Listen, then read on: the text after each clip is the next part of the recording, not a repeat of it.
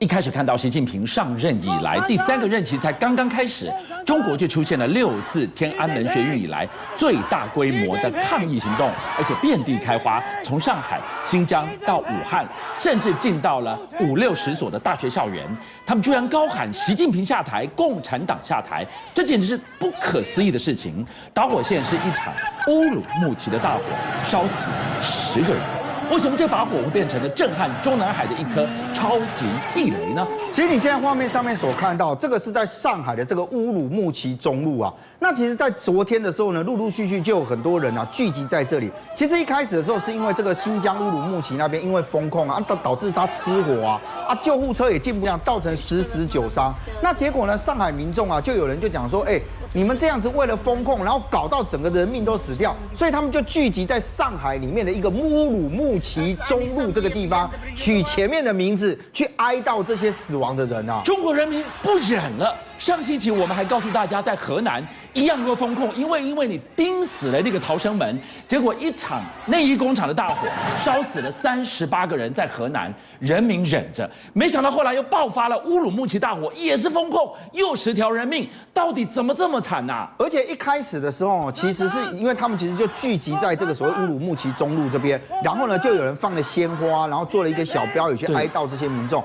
结果没有想到呢，人越聚集越多的时候，其实有很多的这个年轻人啊，他们就觉得就是说，你今天为了封控，然后做了这么多的这个管制，导致我们非常不方便，所以就开始有人认为讲说，我们是不是不要封控了？我们需要自由，而且讲说不要专制或什么的。结果没有想到啊，上海的这个所谓的公安啊，居然呢就开始抓人。那这一抓人之后呢，就导致旁边的这个民众就开始鼓噪，就说，你怎么可以抓人？要放人！群众就越聚越多，就形成画面上面所看到，你看这动员了多少的警察在那边跟民众对峙啊！就从这一刻开始，封控变失控。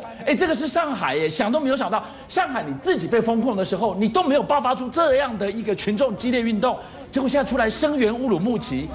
濒临失控边缘，你看看，其实，在昨天的时候还没有这个大规模的冲撞或者，但因为警察开始四处抓人，而且是无差别的抓人，那开始群众啊就发现到说，你这样子开始抓的时候，那你是不是就乱抓？为什么你知道吗？他们就讲说啊，因为他们有些人担心讲说我今天如果讲了什么，或者你被你警察认出啊，或者他们就很多人拿着那个白纸就举在这个手上，然后就这样高举着，那代表是什么？就我是在抗议，但是我不让你有理由抓，就像你现在画面上面所看到。可是我上面什么都没写，一张 A4 怎么也碍你的眼了吗？那这不是啊，但问题是你今天拿那个白纸起来就是无言的抗议嘛。那所以呢，对于上海警方里面，他们这样抓人之后，群众就开始就喊说放人放人，你知道夸张到什么程度？你知道？后来就有网友啊发现到说，他们其实在那边看，居然看到啊有工程人员出现。干嘛你知道吗？你们喜欢要挤在这个乌鲁木齐中路是？那没关系，我让你没办法在这里聚集。他们居然就派了工程啊，就在画面上面这样子，把那个乌鲁木齐中路的那个路牌啊，把它给拆下来，把它丢到旁边的那个工地那边去。但问题是，这不是太鸵鸟了吗？你今天把路牌拆掉，现在问题已经不是在这个牌子的上面，而是呢一大堆人就喊着就是说，共产党下台，习近平下台啊！说到底，一切的一切都是大家挞伐的，就是2个字：封控。你的防疫作为，你还要继续封控下去吗？现在中国大陆大概是全世界唯一一个采用封控的方式，希望能够去遏制疫情的一个国家。但现在问题来了，你知道吗？其实很多大陆的民众他就会觉得，就是说，你怎么可能用这种封控的方式？你真有效，怎么会搞个2、3年？现在更麻烦，因为他为了要落实你的健康管理，我们就知道嘛，他们用那个通行码，不是有红码、绿码、黄码这样子。那你如果是拿到这个绿码的时候，就表示你 OK。但是呢，你如果拿到红码的时候，寸步难行啊。对，因为他说你是高染疫的这样的一个族群嘛。那现在问题来，你知道，在广东啊，广东呢，大家本来手上的这个手机，它通常都是你用手机来验证。你知道吗？一夜之间，大家发现到说，我本来通行码是绿码的，怎么突然全部变成红码？是。那红码大家会怕，因为代表是我这边是不是高度又有传染？所以一大堆人就讲说，那有核酸检测，是我们就去核酸检测。你知道吗？人家是为了封控在那，他们这边是要去抢核酸检测。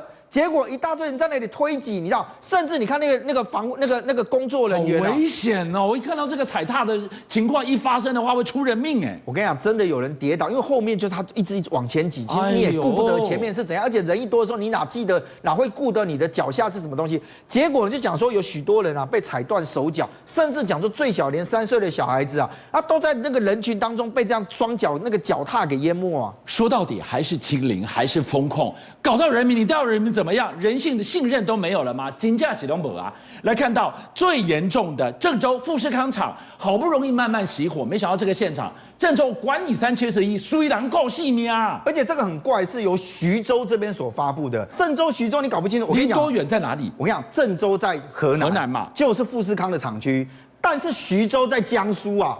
两地相隔啊，最少300多公里，将近400公里左右。那这2个城市怎么了吗？好，因为徐州那边啊，他们发了一个公告，讲说呢，他说我州啊，就是我市啊，就我这边啊，莫名其妙来了26辆的巴士，而且呢是从郑州这边开过来。更夸张的是，没有任何人跟我们通报，车上有870个人就这样载到我这边来。3更半夜把800-900人就从这么远的几百公里外的郑州再回徐州来啊！你这几个小时的路程你都不通知人家，那现在问题来了，你不是现在各个地方都在严格风控吗？那这些车怎么出关卡的？没人知道。那更可怕的是呢，他送到徐州，徐州这边说，你没有跟我对接哦，没有任何人来跟我讲这件事哦，所以很简单，这些人我不收。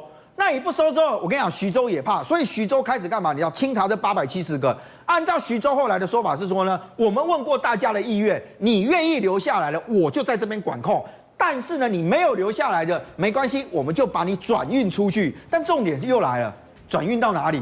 没讲，变人球了。换句话说，郑州会觉得你横竖你已经不想待在富士康了，我叫你干活你不要嘛，不要你已经没有任何价值了。更何况我怀疑你身上有没有病毒，哇，你把人民当人球丢啊！所以你就可以理解为什么在各个地方他们现在对于风控这件事情那么大的一个反弹，因为就像你现在画面上面看到的这种东西，你今天这边有染疫，结果有疫情的这样的一个担忧的时候，人就到处流动，而且还是由官方派车把你往其他地方送，你还不通知别人，那你说这种管控有效吗？今天晚上最大条，另外一件事大家等着看，等着找答案的是9合1选举之后，民进党丢失的基隆跟桃园，创下了创党以来最大的一个挫败。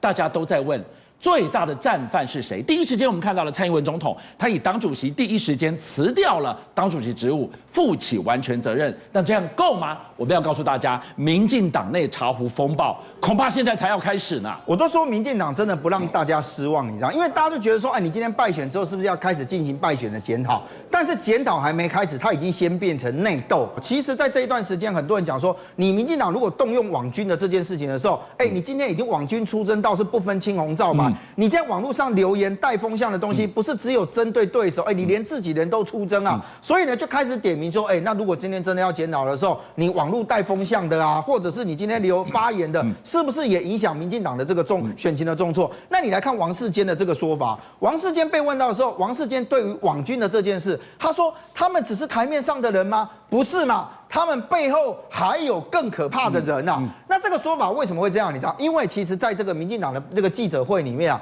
有记者就直接提问说，那网军的这件事情是怎么样？那民进党的秘书长其实也承认说，他们确实在网络上面是有这些人在动作，可是呢，他也讲说，那这些应该不是败选的主因啊，那可能还有一些的状况或者是什么。可是现在问题来了，王世坚就讲啊，他说你们这些网军啊，当时操作，王世坚都被出征，你知道，一大堆人去骂他。他说：“你们这样泼粪，那重点是泼粪是一件事，因为粪是泼出来，但你后面是不是有水肥车？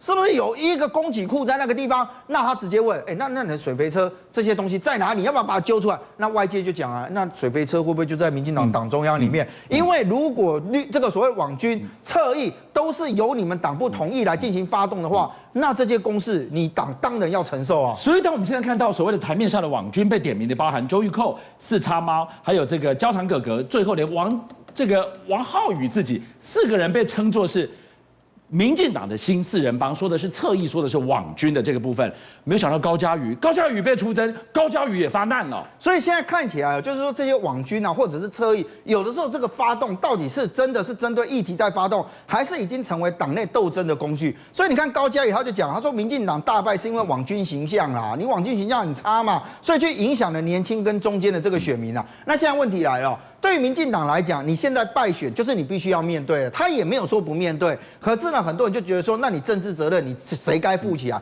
第一个，蔡英文总统呢，其实他就第一时间他就宣布说他辞去民进党党主席。对。然后呢，讲到说这个行政院长苏贞昌啊，他说他有这个所谓的请辞了，但是呢有被未留。苏贞昌今天早上被问到的时候，他就讲说啊，总统跟他讲说，现在海内外的局势非常严峻啊，或者什么的。那所以呢，现在看起来他暂时还是留在这个位置上。但重点第一个，蔡英文因为已经辞去了党主席，你知道吗？在当天的时候就有传出来讲说，很有可能会由这个现任的高雄市长啊陈其迈来代理这个所谓的党主席。那陈其迈自己本身他是讲说要按照党内的这个制度跟规定啊，到目前为止还没有确实的定案。但是呢，大家就觉得说，那你还是英系的这个陈其迈啊，那如果这样是你大权还是通通都一把抓，那党内还有其他的派系啊，你新潮流啦、正国会，那你说像正国会这次选举的时候，感觉除了县市首长之外，他的议员什么的也是有些斩获，那所以这些派系现在还愿不愿意服在这个所谓的英系之下呢？那另外也有人质疑讲说，那你今天苏贞昌这个位置哦，你今天